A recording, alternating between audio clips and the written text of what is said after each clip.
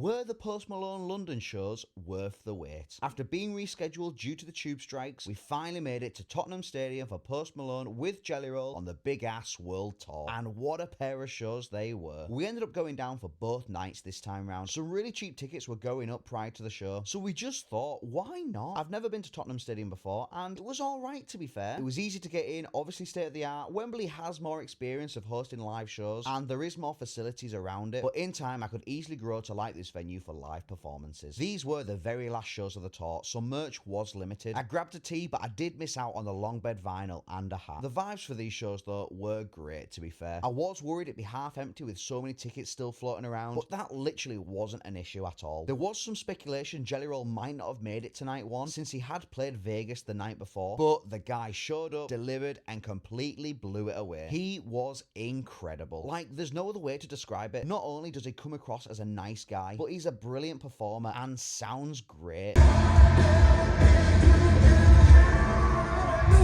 The perfect support act, if you ask me. He used the opportunity to showcase his own songs, but also warmed up the crowd with a great melody of covers. I know a great story about Chad Kroger's be wrong, I'll be down.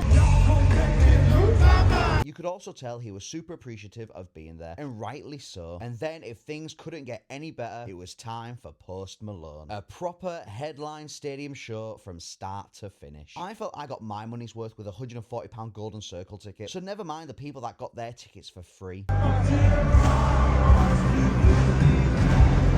What stood out for me was how versatile he is. Interlacing his older tracks with his new country vibe, backed by a full band, was a great mix. Honestly, I think I prefer his classics performed this way. I could have just done with more off F1 Trillion and Austin though. But he's such a nice guy, man, with a touching tribute to Ozzy,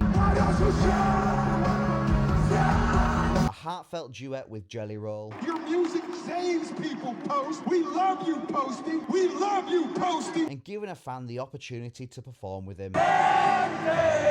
All whilst being the most badass motherfucker in the stadium. Night one we had Gold Circle, and night two we just had general standing. And yes, Gold Circle allowed us to have an up-close experience and the opportunity to grab a souvenir or even meet him afterwards. But honestly, I kind of preferred night two. I got a full view of the entire show, and I don't know what it was, but the second night just felt better. So, were these London shows worth the wait? Absolutely. Both Posty and Jelly Roll were apologetic about the rescheduling. I know that the tube strikes fucked up the last shows, but in the end, it made no difference. They confirmed that they'll be back together next year, and I already can't wait to relive it all over again.